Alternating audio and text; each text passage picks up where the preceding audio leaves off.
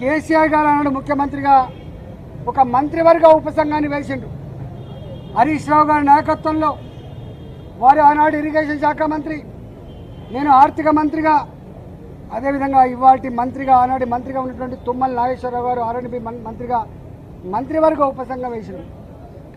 మంత్రివర్గ ఉపసంఘం సిడబ్ల్యూసి రిపోర్ట్లు, irrigation department ప్రతిపాదనలు, వాళ్ళ అవసరాలన్నీ కూడా మా ముందుకు పెట్టినప్పుడు మేమన్నాం, ఒకవేళ కనుక ఈ తుమ్మిడి గట్టి చేవెళ్ళ మన అవసరాలని తీర్చకపోతే మరో ప్రత్యామ్నాయ మార్గాన్ని అన్వేషించమని చెప్పినప్పుడు వారు అనేక రకాల సర్వేలు చేసి, అది టెక్నికల్ వాళ్ళు కాబట్టి ఇవాళ మేడిగడ్డ, సుందిల్ల, అన్నారం ప్రాజెక్టులకి వాళ్ళు ప్రపోజ్ చేశారు.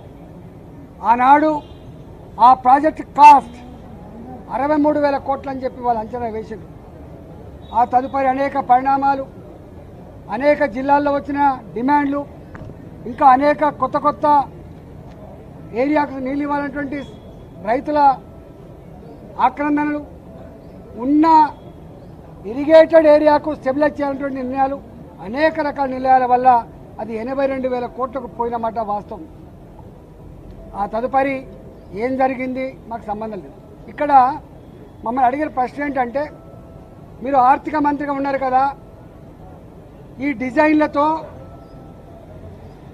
ఈ కన్స్ట్రక్షన్తో, ఈ టెక్నికల్ ఆస్పెక్ట్తో మీకు సంబంధం ఉందా అని చెప్పి అడిగినారు. మాకు ఏమీ సంబంధం ఉండదు.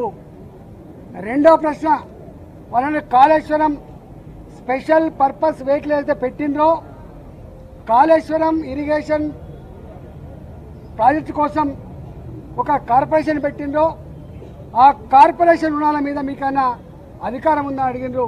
కానీ కార్పొరేషన్ మీద ఆర్థిక డిపార్ట్మెంట్కి, ఆర్థిక మంత్రికి ఏం సంబంధం లేదు. వాళ్ళు ఆనాడు ప్రాజెక్ట్ రిపోర్టు బ్యాంకులకు సబ్మిట్ చేసిండ్రు, డబ్బులు తెచ్చుకున్నారు, వాళ్ళే ఖర్చు పెట్టుకుని తప్ప మాకు సంబంధం లేదు. అసలు ఒక్క మాటలో చెప్పాలంటే, ఇరిగేషన్ డిపార్ట్మెంట్కు తోడుగా అనుబంధంగా వాళ్ళ దగ్గరనే ఒక అకౌంట్ డిపార్ట్మెంట్ ఉంటుంది, దానికి ఒక ఆడిట్ డిపార్ట్మెంట్ కూడా ఉంటుంది. ఆ బిల్లులు మంచా చెడా, పనులు అయినాయా కాలేదా, క్వాంటిటీ ఉందా లేదా, క్వాలిటీ ఉందా లేదా, ఇవన్నీ చెక్ చేసుకోవాల్సింది ఆ ఇరిగేషన్ డిపార్ట్మెంట్ నుండి వాళ్ళ అకౌంట్ సెక్షన్, ఆ తదుపరి ఆడిట్ సెక్షన్ మా దగ్గరికి వస్తుంది. కాళేశ్వరం కార్పొరేషన్ కింద ఏ డబ్బులు అయితే ఉండనో వాళ్ళే నేరుగా పే చేసుకున్న మాకు సంబంధం లేదు. బడ్జెట్ అలొకేటెడ్ డబ్బు అయితే ఉందో మా దగ్గర అలొకేటెడ్ డబ్బు ఉంటే తప్పకుండా దాని ప్రకారం బిల్లు పే చేస్తాం తప్ప దాని వాల్యూస్తో కానీ వాటితో మాకు ఏం సంబంధం లేదని చెప్పి కరాఖండిగా చెప్పడం జరిగింది. కానీ ఇవాళ ఎంత దుర్మార్గులు అంటే, ఈ ఈటల రాజేంద్ర గారు పిలుస్తాండ్రు, ఏం పిలుస్తావు, ఏం పిలిచినా ఏముంటుంది. మా బతుకు చాలా ట్రాన్స్పరెంట్గా, మేము ఎథిక్స్ కోసం బతికిన వాళ్ళం, ప్రజల కోసం బతికిన వాళ్ళం. కంత మీద తుపాకీ పెట్టినా కూడా గదే మాట మాట్లాడడం తప్ప ఇంకోటి మాట మాట్లాడటం కాదు. ఇవాళ పిచ్చి కూతలు, కారు కూతలు, ఇలా కుక్కలు లెక్క ఎక్కబడ్డే మాటలు చూస్తూ ఉంటే బాధ అనిపిస్తూ ఉంది. ఏది ఏమైనా తెలంగాణ ప్రజలు నిజమైన న్యాయ నిర్ణేతలు, ఎవడు తప్పు చేసిండో ఎవడు ఒప్పు చేసిండో వాళ్ళు నిర్ణయిస్తారు తప్ప ఇవాళ కొద్దిమంది బట్టకాల్చి మీద చేసినంత మాత్రాన్ని మీకు అయ్యే ప్రసక్తి లేదు.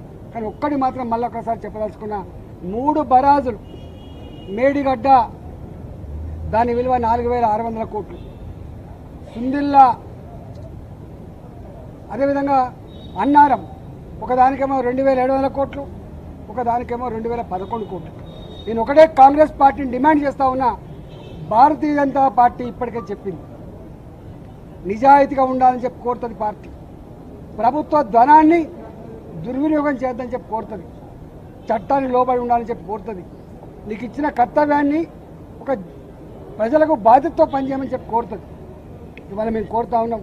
అంతకుముందు అనేక కమిషన్లు వేసిండ్రు, ఎందుకు రిపోర్ట్లు బయట పెడతలేరు, ఎందుకు చర్యలు చేపడతలేరు. నేను ఇక్కడ కూడా కోరుతున్నా, ఇప్పటికే సంవత్సరం గడిచిపోయింది,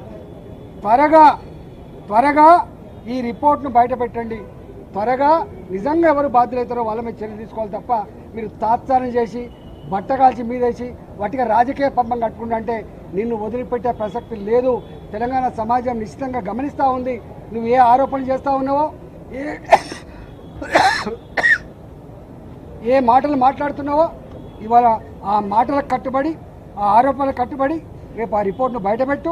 రిపోర్ట్లో ఏం నష్టం జరిగిందో, ఎన్ని వేల కోట్ల రూపాయలు దుర్వినియోగం జరిగిందో, దానికి కారకులు ఎవరో, తప్పకుండా దోషులు ఎవరో శిక్షించక